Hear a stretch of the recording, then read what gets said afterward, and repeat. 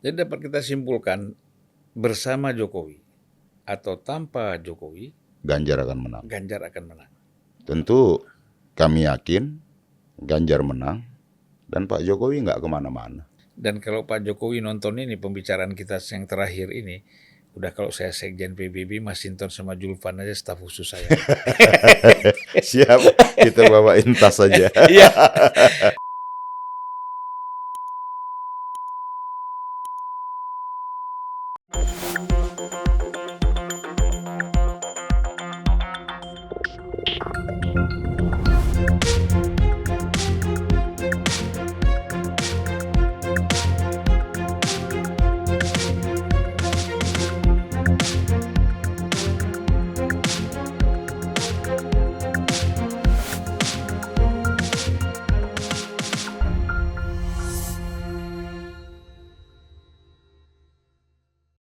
Selamat datang Bung Masinton Pasaribu.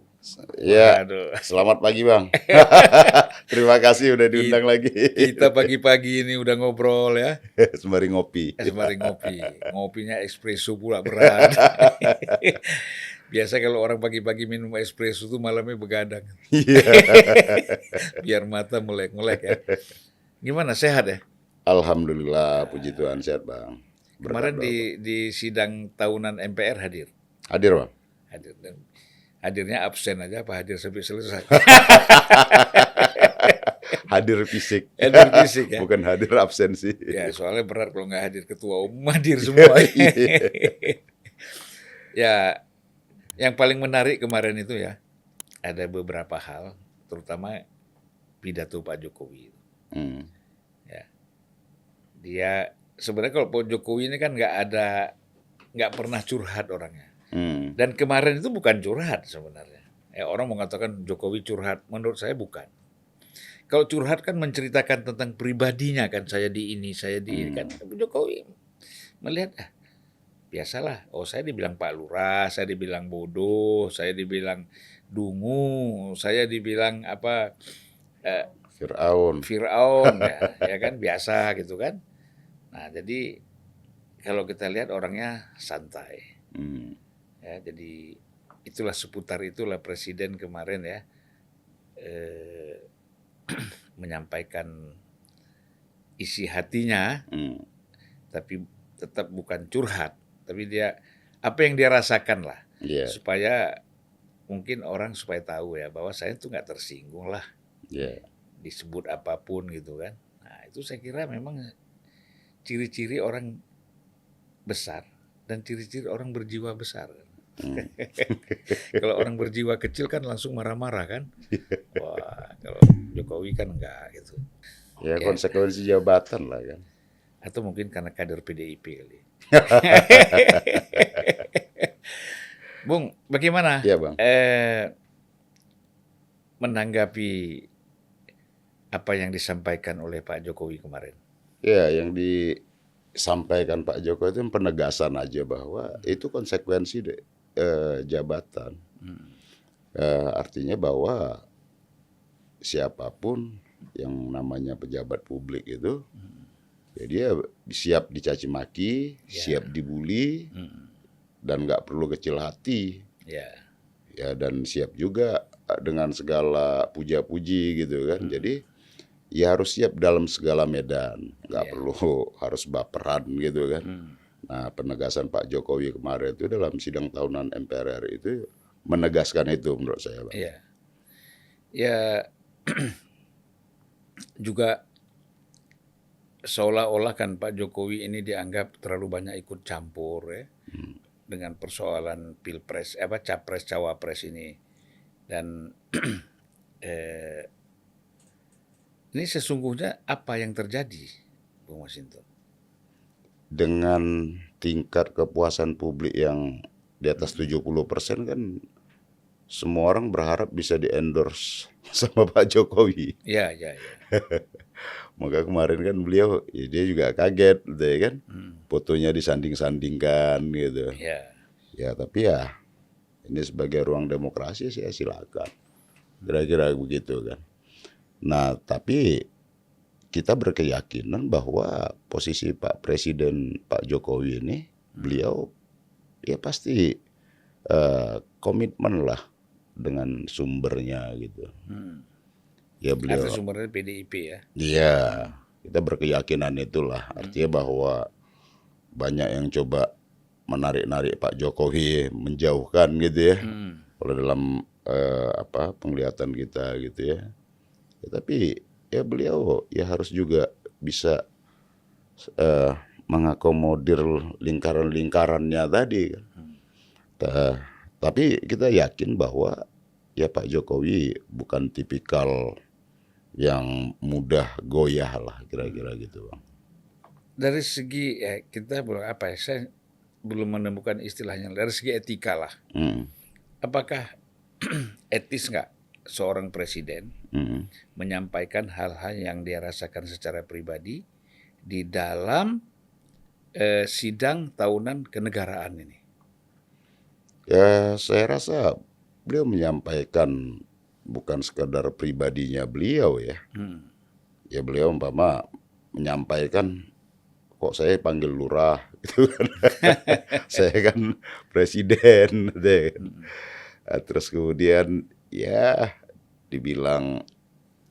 dianggap pelangak pelongo, bahkan dalam titik ekstrim lagi dibilang Fir'aun gitu kan. Ya beliau menyikapinya secara ya terserah, kira-kira gitulah. Terserah kalian mau bilang apa, tapi saya bukan itu. Saya rasa ya itu. tapi memang sampai saat ini kan terasa banyak klaim ya. Ya, Klaim-klaim bahwa Jokowi dukung sana, dukung sini ya.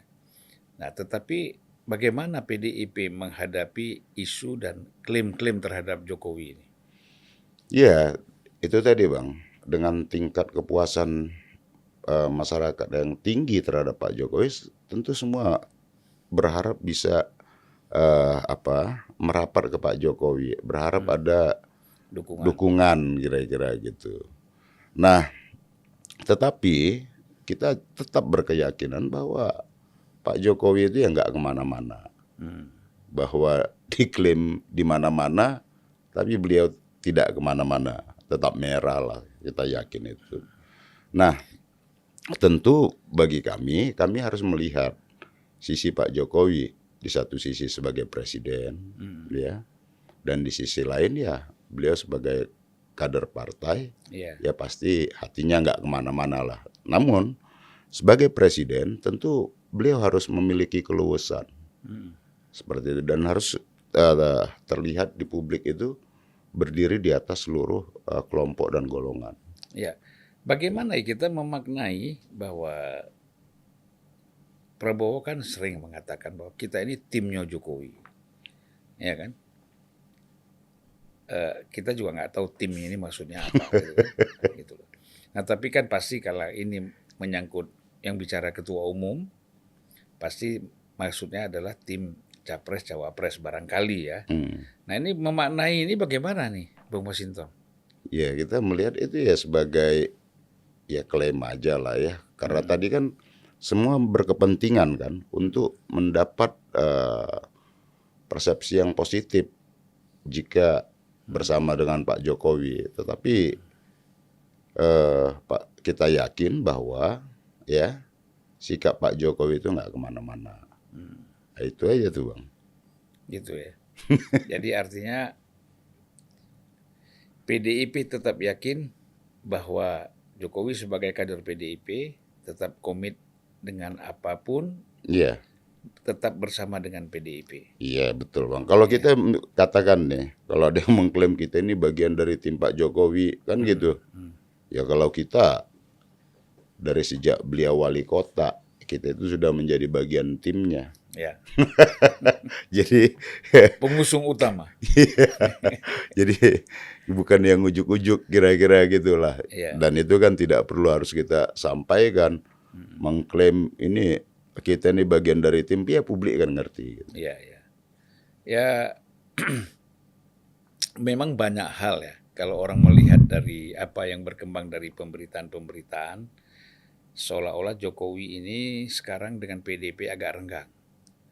Nah, yang baru-baru ini yang sangat menarik itu kan Gibran misalnya dalam pertemuan kepala daerah di Semarang itu dia bilang tidak ikut diundang. Nah ini sebenarnya yang sesungguhnya seperti apa ini?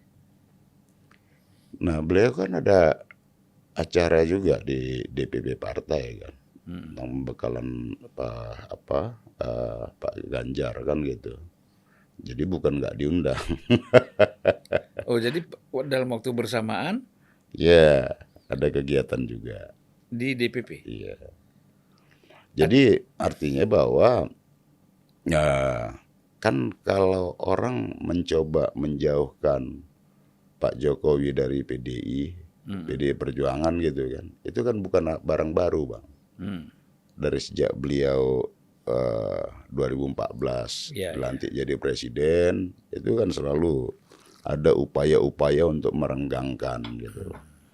Nah jadi kita melihat memang ya sistematis supaya gimana tuh Pak Jokowi selalu berjarak dengan PDI Perjuangan.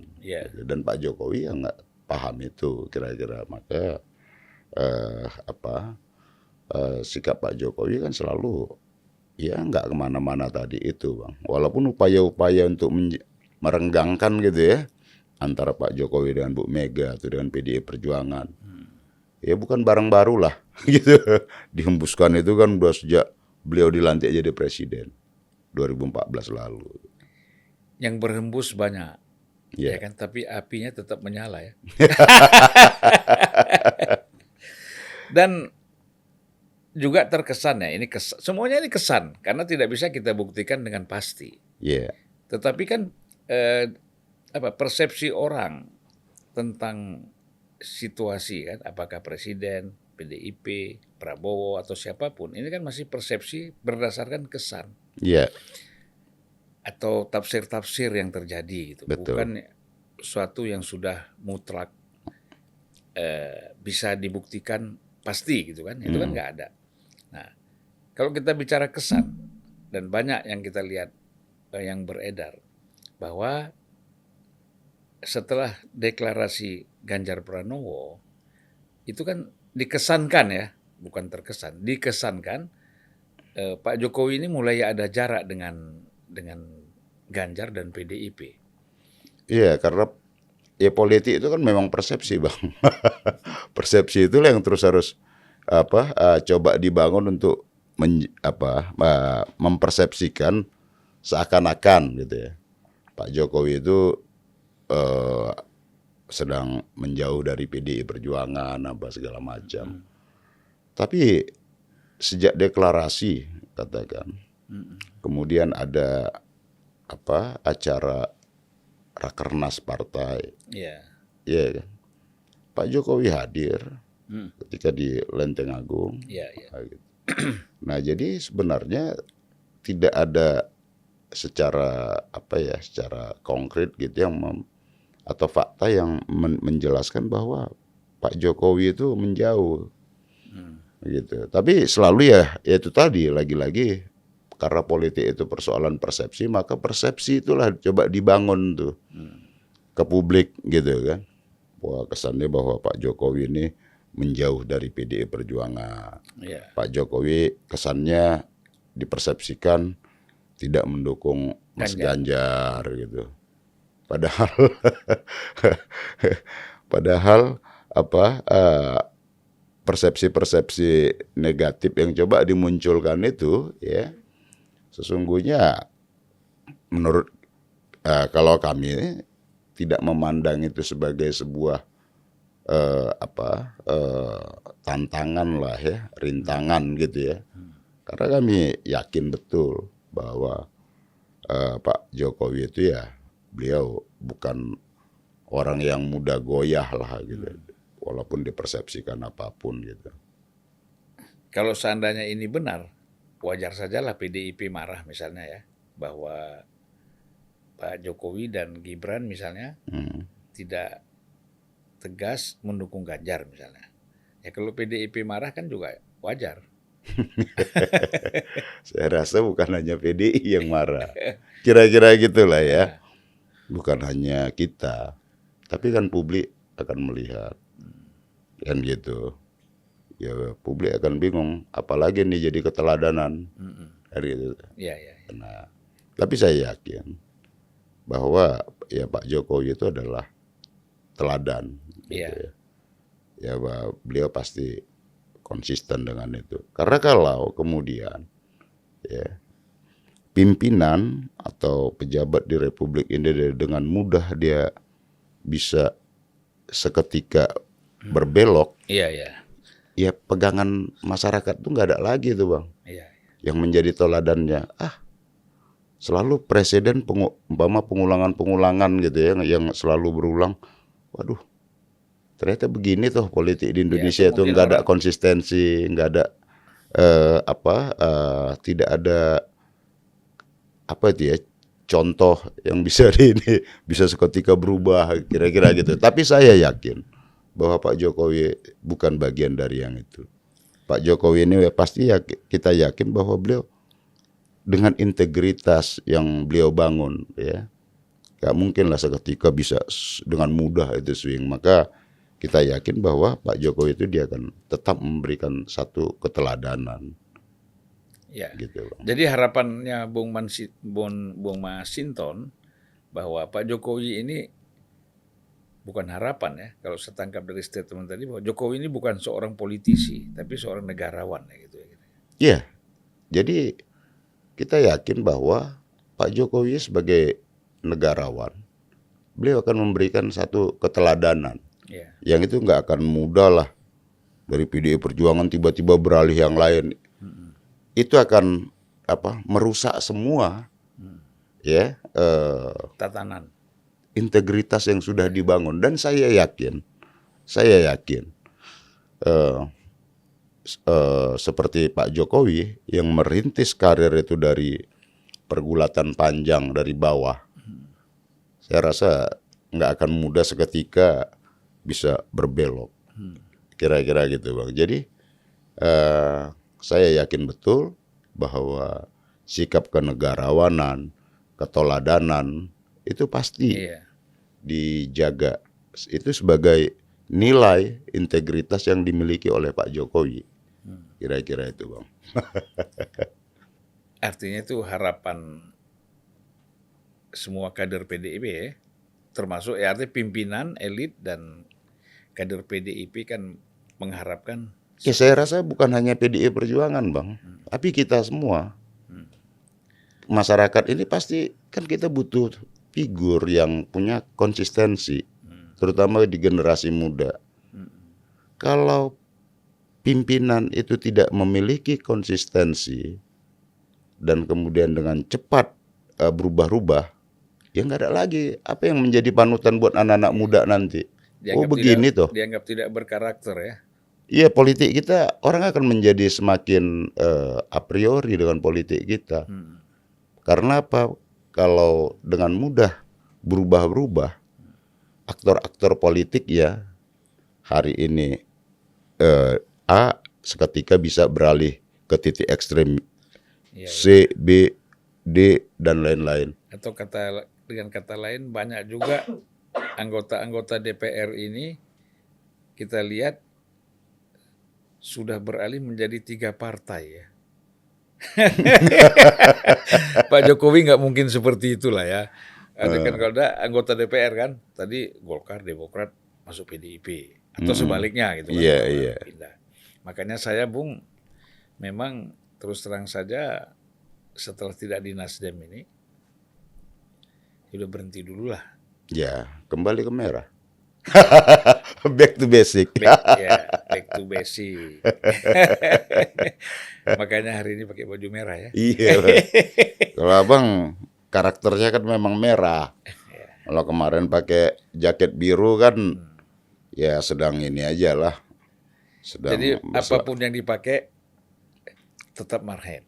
Tetap marhen, Bang. Itu yang paling penting. Ya, kan? Hati dan pikiran, tindakan tuh marhen.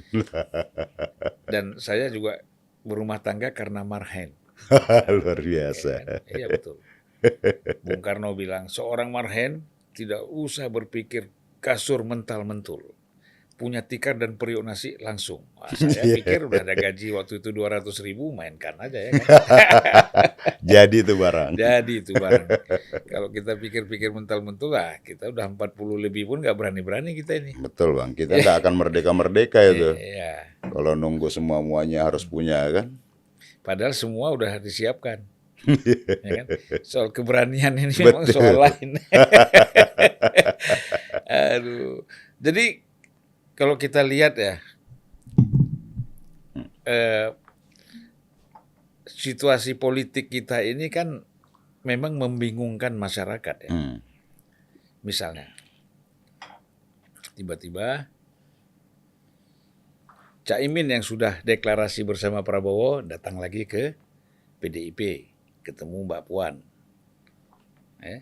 Kemudian Golkar yang sudah ada koalisi KIB. Ya kan? PAN, P3 dan Golkar. Tapi datang juga ke PDIP juga gitu kan, atau datang juga ke Prabowo, datang juga ke Cikeas. Nah, ini semuanya ini membingungkan emang. Ya tentulah seperti PDIP, orang mau datang sebagai tuan rumah pasti terima. Iya. Ya kan? Tapi kan yang tamunya ini yang harus dia berpikir gini. Gue nih bertamu ke sana kemari ini ngapain? Nah sekarang kita lihat kan Golkar dan PAN itu udah merapat ke Gerindra ya. Berarti ada 4 partai ini. Ya. Kemudian 3 partai pengusung Anies. Bukan pengusung lah, pengusul. Kan belum diusung itu. Baru diusulkan. Ya. Nah juga sebenarnya Golkar, PAN, dan PKB itu juga baru mengusulkan Prabowo menjadi yang sudah mengusung itu ya PDIP. Langsung sudah mengusung Ganjar kan gitu. Bukan mengusulkan lagi, mengusung Ganjar. Karena dia sendiri pun bisa maju tanpa perlu ada partai lain. Walaupun tetap membuka diri, siapapun yang bergabung itu diterima kan gitu. Nah jadi bagaimana kita lihat, ada orang ramai kata, wah PDIP dikeroyok rame-rame nih. Gitu kan. Bagaimana situasi di dalam PDIP sendiri, Bung? Ya kalau PDI Perjuangan, ya kita kan siap dalam sejarahnya gitu Bang ya. Sejak partai ini masih PDI Pro Mega, kemudian menjadi PDI Perjuangan, ya siap dalam segala situasi apapun gitu ya. Nah, kemudian kalau kita lihat nih dalam sejarah kepartaian gitu ya. Ya kita ditempa untuk siap dalam kondisi apapun, berjuang sendiri maupun bersama-sama. Tapi tentu kita tetap mengedepankan aspek kebersamaan. Karena apapun ciri dan watak PDI Perjuangan itu adalah gotong royong. Tetapi kalau kemudian pun dengan situasi sendiri, ya kita juga yang memang harus siap untuk menjalani dan memenangkan semangat pertarungan itu kan kira-kira gitu Bang. Nah kemudian kalau saya kemarin kita tanggal 16 Agustus kemarin ya di sidang tahunan MPR itu kan Pak Bamsud Ketua MPR RI ya berpantun gitu ya, kalau kadang kita cerna ya pantunnya kan menampakkan ya koalisinya masih bisa berubah-ubah kan itu kalau nggak salah saya ingat ini ya. Nah jadi bangunan kerjasama antar partai politik ini juga menurut saya masih rapuh, iya kan? Umpama nanti gimana kalau umpama Caimin tidak dicalonkan sebagai cawapres. Kan begitu tuh Bang. Kemudian bagaimana kalau PAN dan Golkar usulan cawapresnya tidak diakomodir. Jadi kan memang menampakkan kerapuan-kerapuan ini dan masih sangat dinamis lah menurut kita Bang. Nah bisa saja bahkan juga yang di partai-partai pengusulnya Pak Anies juga kan juga belum mengusung tadi, kalau ngutip bahasa Abang tadi kan masih mengusulkan. Jadi masih sangat dinamis lah ya. Sampai kemudian nanti di bulan Oktober saat pendaftaran pasangan capres dan cawapres baru kita tahu. Iya. 19 Oktober kita tunggu ya. Iya, Bang. Ya, itu pun kalau jadi. Takutnya nggak jadi juga nih. Ya, karena sampai sekarang kok belum ada ini yang ya masih usulan-usulan semua kan. Nah, memang kalau buat Ganjar tinggal gampang aja, cari wapres selesai dia. Tapi yang dua ini gimana? Prabowo ini. Tadi kan bukan hanya itu. Kalau Zulkifli Hasan mungkin dia tahu sadar lah. Dia nggak mungkin jadi cawapres. Makanya dia usulkan Erik. Tapi kan kalau Erlangga masih kepingin. Masih kepingin, tapi Golkar juga nggak yakin. Nah, sekarang Caimin kan masih mau ngebet mau jadi wakil presiden. Iya udah beliau sampaikan kan. Teman-teman PKB udah berapa kali lebaran ini. Kok belum disahkan ini sebagai dari mulai Natal Tahun Baru. Kemudian Idul Fitri, terus Idul Adha udah lewat. Kok belum diumumin? Nah, mungkin ya kalau kita lihat dari aspek ini ya, memang ini persoalan apakah seorang calon presiden itu confident atau tidak. Nah, ini bahaya kalau tidak confident. Artinya apa?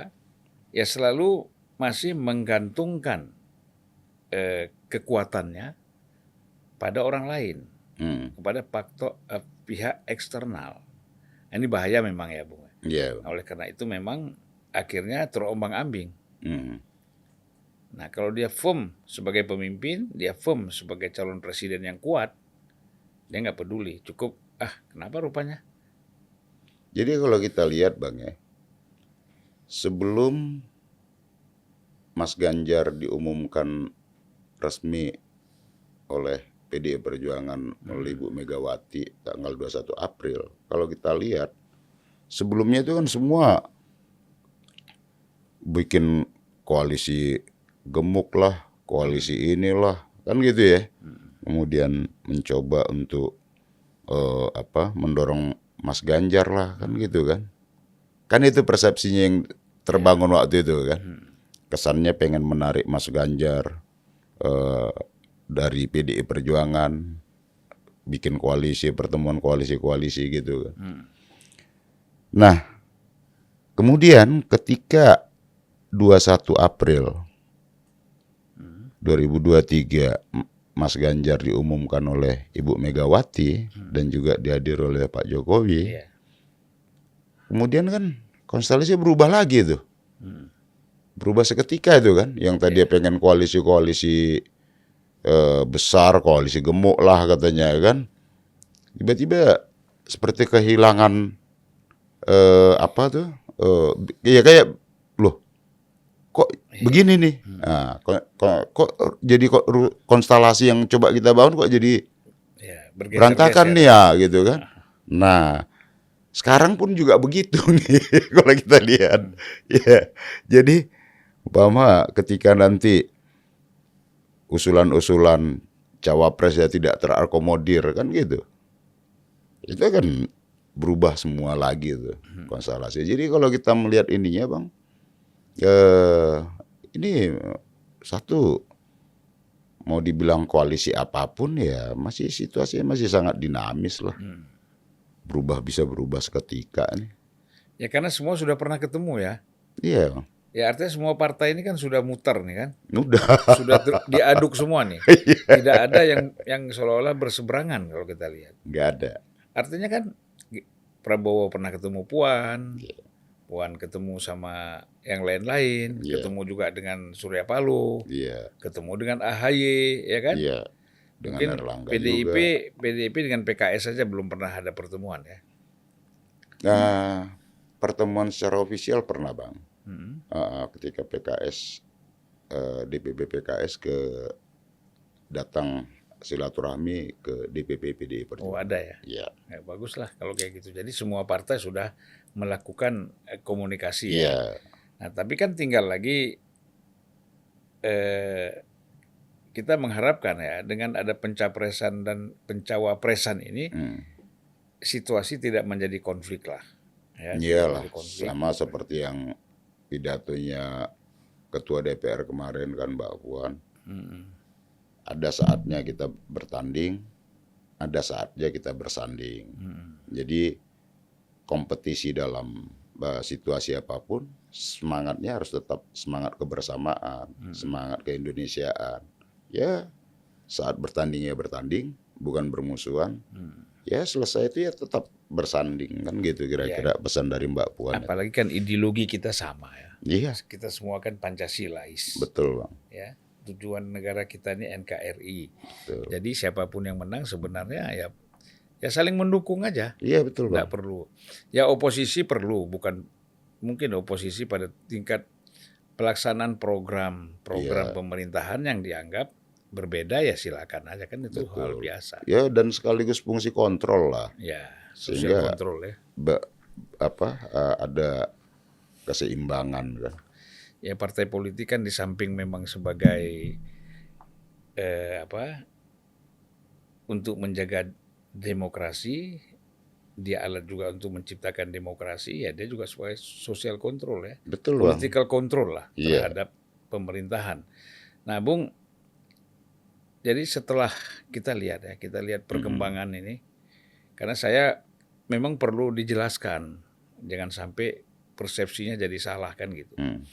Nah ini setelah PAN dan Golkar itu mendeklarasikan Prabowo sebagai calon presiden mereka, itu kan ada beredar video, seolah-olah dalam video itu disebutkan bahwa ini Jokowi sakit hati kepada PDIP. Kepengen 3 periode ditolak oleh PDIP. Kepengen menunda pemilu juga, memperpanjang masa jabatan ya juga ditolak oleh PDIP. Kesannya kan dalam itu di situ dikesankan seperti itu. Nah sebenarnya apa ini yang terjadi? Saya rasa nggak ada kekecewaan dari Pak Jokowi. Kalau umpama sikap Bu Mega dan PDI Perjuangan, kita kan harus kawal demokrasi ini, Bang. Mandat reformasi dan demokrasi ini kan harus kita kawal. Di mana periode masa jabatan presiden itu ya harus dibatasi. 2 kali 5 tahun. Iya. Nah itu kan sudah menjadi bagian dari komitmen kebangsaan kita ketika pada masa reformasi, di mana kita melakukan koreksi dari sebelum kepemimpinan sebelum-sebelumnya, baik dari era Bung Karno, Pak Harto, dan kemudian reformasi ya mencoba untuk menyempurnakan itu agar tidak terulang peristiwa-peristiwa 2 kepemimpinan sebelumnya ya di akhir kekuasaannya ya malah mendapatkan penolakan dari rakyat gitu. Nah jadi kita harus menyempurnakan proses ketatanegaraan kita, maka masa jabatan presiden itu ya periodisasinya ya cukup 2 periode. Nah kira-kira itu Bang. Nah kalau kemudian ya itu coba dikait-kaitkan, menurut saya ya tidak tepat. Kan gitu. Iya. Saya yakin lah, Pama, dari berbagai pernyataan Pak Jokowi kan juga menyatakan yang ingin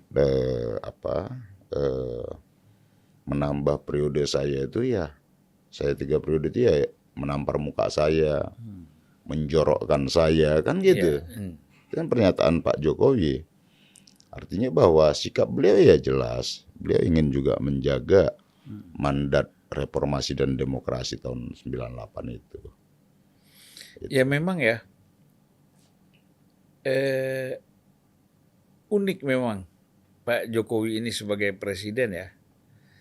Dulu kan kita pada masa Orde Baru, selalu yang kita tafsirkan itu kan senyumnya Pak Soeharto, ya kan, ucapannya apa, terus kita bahas kan itu. Karena memang di dalam nuansa politik itu memang kan tidak ada sesuatu yang tegas kan gitu. Begitu juga pada masa Pak Jokowi. Kalau Ibu Mega misalnya Gus Dur, Habibie sama SBY itu kan orang memang tidak ada multi tafsir lagi. Kalau Pak Jokowi ini memang penuh orang menafsirkan. Gitu. Nah ini begitu hebatnya Jokowi ini ya. Semua harus semua harus ditafsirkan. Nah, penuh simbol-simbol. Ya. Bung Masinton ada kecurigaan nggak nih, patut. Kalau saya pikir mungkin patut dicurigai ini. Apa sih maksud pimpinan MPR? Itu kan kita harus kembali kepada Undang-Undang Dasar 45 ya. Yang asli kan gitu. Betul nggak gitu, Bu? Jadi lebih pada bukan kembali kepada Undang-Undang Dasar. Spiritnya tetap harus dengan Undang-Undang Dasar yang 1945. Ketua MPR menyampaikan bahwa ada bolong-bolong dalam konstitusi kita, di mana MPR tidak lagi menjadi lembaga tertinggi negara. Nah, kalau ada situasi yang sangat darurat, pemilu tidak bisa terselenggara, katakan kan itu. Kemudian masa periode presiden waktunya sudah habis. Nah, di pasal apa yang bisa memberikan legitimasi untuk mengisi jabatan presiden tadi, sehingga tidak terjadi vacuum of power, kekosongan dalam pemerintahan. Nah, karena MPR tidak lagi diberikan mandat untuk memproduk TAP. Kan itu TAP MPR. Ketetapan. Nah, maka ini yang perlu di amandemen. Kan itu. Nah, kemarin Mas Bambang Susatyo, Ketua MPR, ya mengusulkan supaya pembahasan tentang pentingnya MPR sebagai lembaga negara tertinggi itu dibahas setelah pemilu, kata beliau. Nah, menurut saya menarik di satu sisi tadi tentang agar tidak terjadi vacuum of power, institusi mana, lembaga, forum musyawarah apa bangsa ini yang bisa memberikan mandat untuk melanjutkan atau mengatasi situasi darurat tadi, gitu Bang. Kemudian pentingnya sebuah bangsa sebesar Indonesia itu memiliki pokok-pokok haluan negara, sehingga ada satu guidance besar untuk pembangunan kita yang berkesinambungan. Tidak berdasarkan program-program RPJMN Presiden. Setiap 5 tahun bisa berubah-ubah. Nah, tapi kita punya satu pokok-pokok haluan negara yang bisa membuat program kesinambungan pembangunan bangsa ini hingga 100 tahun, 50 tahun, hingga 100 tahun ke depan. Kira-kira gitu, Pak. Yang saya tangkap dua itu ya, tentang mengatasi situasi darurat jika pemilu tidak terselenggara, dan lembaga mana yang bisa memberikan mandat tadi itu, atau melalui forum, mekanisme forum apa dalam negara ini, bangsa kita untuk bisa mengatasi keadaan itu. Nah, itu tadi dengan MPR dikembalikan sebagai lembaga tertinggi negara, sebagai forumnya di situ. Kemudian tadi pokok-pokok haluan negara, ada satu lagi tuh, kalau DPD itu menjadi utusan-utusan daerah. Nah, kembali lagi dong. Iya, tapi kalau DPD usulannya, DPD itu dikembalikan ke utusan daerah di MPR-nya. Nah, sehariannya mereka pengen di DPR, fungsi legislatif. Gitu, berarti kan individu. Nah, kalau itu ya mungkin, ya itu kan usulannya DPD ya. Udah lama itu kan. Iya. Tapi yang menarik, supaya ikut juga membahas anggaran. Iya.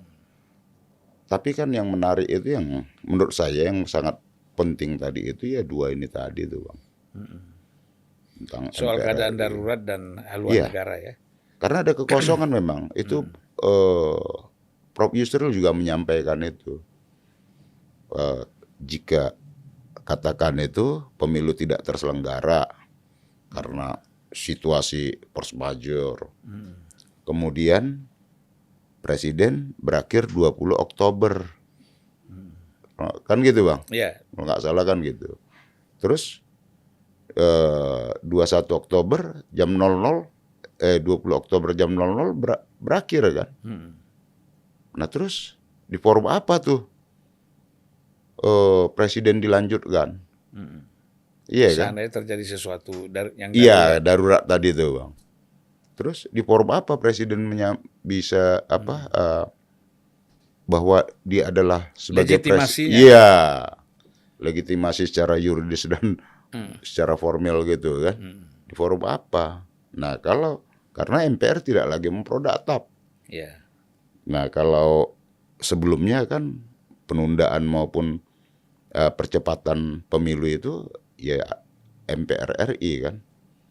Dia karena pada saat itu belum diamandemen dan MPR RI masih lembaga tertinggi negara gitu.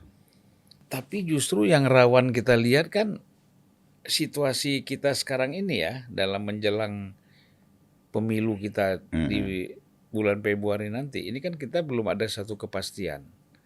Ya yang namanya darurat itu kan macam-macam. Iya. Tingkatnya itu kan macam-macam. Betul. Kan? Bisa jadi nanti tidak ada keputusan partai mana yang mencalonkan siapa calon presidennya, atau tidak ada calon presiden satupun. Ya kan? Yang mau ditetapkan oleh KPU siapa? Yang didaftarkan. Yang didaftarkan. Ya darurat juga itu kan. Nah, ya berarti harus segera dibuat satu keputusan untuk mengantisipasi itu ya. Iya. Nah, jadi memang persiapan-persiapan dari MPR ini di dalam membahas tentang kondisi kita ke depan, ini saya kira memang satu hal yang penting sekali ya. Iya, itu perlu Bang. Jangan sampai karena situasi kedaruratan baik alam maupun non alam, kemudian kita tergagap-gagap, bukan lagi tergagap-gagap. Ya kita kebingungan sendiri. Padahal yang sekarang kita udah punya memahamin itu, ya tentu harus dengan kesadaran bersama bisa kita atasi. Jangan sampai nanti kita telat mengantisipasi ya, karena siapa tahu ketika kemarin bakal ada bencana COVID gitu kan, yeah. Non alam gitu ya, ternyata ada pandemi gitu. Atau ada situasi lain gitu. Nah kita nggak bisa sebagai sebuah bangsa yang besar itu ya kita harus bisa mendesain dari sekarang, mampu mengantisipasi kekosongan dalam sistem ketatanegaraan kita, gitu Bang. Jadi gini Bung, saya ini selalu sebenarnya semacam konfirmasi ya, bahwa apa yang kita mendengar dan apa informasi yang kita dapat tentang situasi yang lagi hot sekarang ini kan gitu. Yang lagi aktual ini kan persoalan Ganjar, Prabowo, Jokowi kan gitu. Ini yang paling hot ini sekarang ini berputar-putar. Jadi Anies nggak ada lagi? Anies kan udah nggak dibicarakan lagi. Oh, okay. Artinya dalam siklus bicara Jokowi kan memang Anies tidak masuk di situ. Oh iya. Ya kan? Anies kan di luar siklusnya Jokowi. Jadi kalau kita bicara Jokowi pasti Ganjar dan ini. Bang, kok sedih banget Anies nggak diikutin? Apa? Kok sedih waktu Anies tidak diikut? Bukan. saya justru bertanya tadi loh. Oh gitu. Ya. Nah ini karena mengambil jalan antitesa tadi kali ya. Bung Masinton ya, ada yang berkembang di masyarakat, di luar lah, kita nggak bilang masyarakat, kita nggak bisa klaim masyarakat, tapi ada yang mengatakan bahwa udahlah, kalau memang Jokowi ini cenderung ke Prabowo, Ganjar jalan aja. Itu perintah PDIP, tidak usah bergantung kepada siapapun termasuk Jokowi. Jalan aja untuk memenangkan Pilpres ini. Itu memang ada instruksi seperti itu. Yang nggak ada instruksi, artinya kalau PDI Perjuangan sendiri atau bersama-sama kan tetap harus berjalan. Iya. Kan gitu Bang. Artinya kalau kita dengan Mas Ganjar ya sudah kita tegak lurus untuk memenangkan Mas Ganjar. Iya. Sendiri atau secara bersama-sama. Tentu ya kita tetap mengedepankan aspek bersama-sama.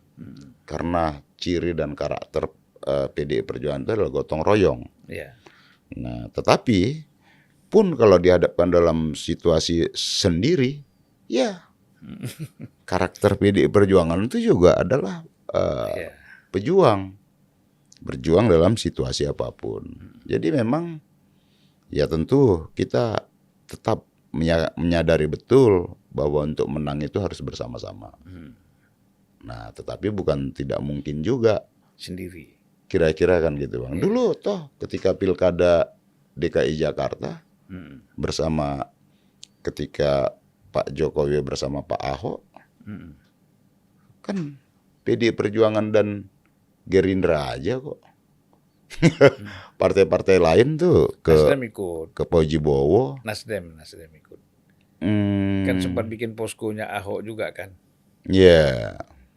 Tapi kan kursinya sedikit waktu itu. Udah ada kursi sedikit belum? Atau belum ada kursi? Belum ada kursi belum kalau nggak salah. Ya. Tapi 2017 sudah dong. 2012 waktu itu kan. Pilkada 2012. Oh Pak Jokowi. Iya Pak Jokowi dan Ahok pada saat itu. Kan Nasdem itu waktu Anies lawan Ahok. Dia dukung Ahok. Ketika Jokowi Ahok pertama itu ya. PDI Perjuangan dan Gerindra. Partai-partai lain semua ke pasangannya Pak Foke pada saat itu. Dan satu lagi kan ada pasangan PKS. Adang Doro Jatun. Nah, jadi artinya bahwa Pak Jokowi juga memahami itu bagaimana militansi kader-kader PDI Perjuangan ketika memenangkan beliau ketika dalam kontestasi Pilkada 2012 di Jakarta. Dan kemudian ketika 2014 Pilpres kan koalisi yang lainnya kan bukan ke Pak Jokowi. Ada PDI Perjuangan, ada Nasdem juga ya 2014 itu. Ada Hanura gitu. Iya. Tapi koalisi-koalisi lain kan ke sana. Jadi artinya ya dalam situasi apapun ya PDI Perjuangan selalu konsisten berjuang. Kira-kira bagaimana prediksi kita? Prediksi Bung Masinton ya. Nggak boleh prediksi bersama dong. Iya. Kalau prediksi bersama bersekongkol namanya. Bersekongkol. Ini podcast persekongkolan. Nah, Bung, mana tahu seandainya terjadi, kita kan boleh berandai-andai. Ternyata memang keputusannya ya, kita nggak tahu entah karena apa, Pak Jokowi ini betul-betul mendukung Prabowo, kan gitu. Tapi saya nggak yakin. Lah ini kan andai, iya, ya kan, keyakinan boleh saja berbeda dengan andai-andai. Kalau soal yakin mungkin saya juga sama, tapi kan namanya kita berandai-andai supaya orang mendapatkan gambaran. Iya. Seandainya Pak Jokowi ke Prabowo, gitu, mendukung Prabowo, otomatis PDIP kan tanpa Jokowi. Nah itu masih yakin nggak bisa menang lawan Prabowo tanpa Pak Jokowi? Jadi ini pengandaian yang sulit, tapi ya namanya pengandaian ya. Iya. Jawabannya juga andai-andai. Iya. Tapi saya yakin yang milih itu kan rakyat, Bang. Rakyat kan bisa melihat figurnya gitu ya. Karena preferensi publik itu adalah bukan tentang sekadar partainya, tapi figur dari kandidat tersebut gitu. artinya publik akan melihat ada prestasi dan program Pak Ganjar dengan pasangan-pasangan lain gitu. Jadi saya yakin preferensi publik itu tetap kepada figurnya. Nah, gitu. Toh Pak Ganjar ya bersama PDI Perjuangan dan beberapa partai lain sangat publik pasti yakin betul bahwa PDI Perjuangan, Ganjar Pranowo pasti melanjutkan program Pak Jokowi. Itu pasti. Yeah. Dan preferensi figur dari Mas Ganjar tentu itu akan menjadi keunggulan dalam pandangan publik gitu, Bang. Rekam jejaknya tentu ya. Itu yang akan dilihat oleh publik nanti. Jadi bukan melihat umpama figur ini mendukung A, B gitu. Menurut saya publik udah bisa melihat lah kira-kira gitu. Tidak ada kekhawatiran misalnya tadi kan koalisi besar, kemudian melawan PDIP, mungkin ya koalisi kecil lah ada, tapi koalisi kecil. Nah, itu bagaimana menghadapi ini? Ya tentu setiap partai kan pasti punya strategi caranya kan gitu, Bang ya. Nah, kita yakin bahwa setiap dalam kontestasi Pilpres itu publik akan melihat rekam jejak dari tiap-tiap figur tadi itu. Nah, partai politik tentu menjadi bagian dari penopang yang bersosialisasi ya dan merangkul masyarakat untuk meyakinkan memilih pasangan yang kita usung kan gitu tuh, Bang. Publik akan melihat rekam jejak lah dari masing-masing figur tadi. Jadi dapat kita simpulkan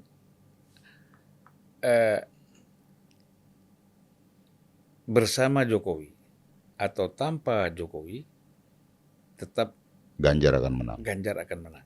Tentu kami yakin ya Ganjar menang dan Pak Jokowi nggak kemana-mana. Ya. Tetap bersama PDI Perjuangan itu beliau. Ya, tapi kalaupun kemana-mana kan tetap yakin akan menang kan gitu. Ya bisa saja Pak Jokowi tidak ke Prabowo, tidak ke Ganjar juga, udahlah jalan sendiri kan gitu. Bukan berarti kita mengatakan kalau tidak bersama Ganjar harus ke Prabowo kan tidak. Saya pikir dia bilang saya udah presiden, saya ini udahlah betul-betul negarawan, saya tidak ikut campur cawi-cawi. Silakanlah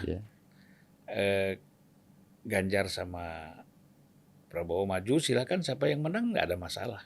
Iya. Ya kan gitu, bisa jadi. Jadi jangan kita artikan bahwa kalau Pak Jokowi itu tidak bersama Ganjar lalu pasti ke Prabowo, belum tentu juga. Gitu ya kira-kira ya.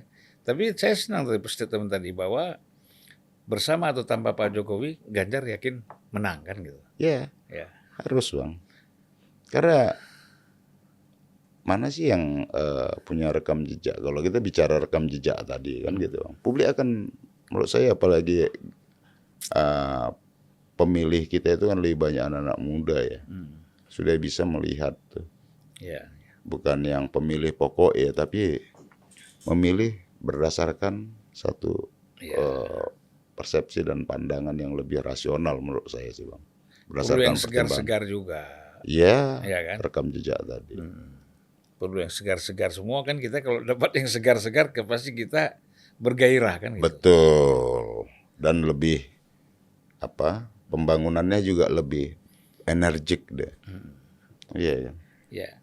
Bung Masinton, waktu kita 1 jam lebih ya, sudah ngobrol-ngobrol ya. Tentu mungkin mau memberikan satu closing statement.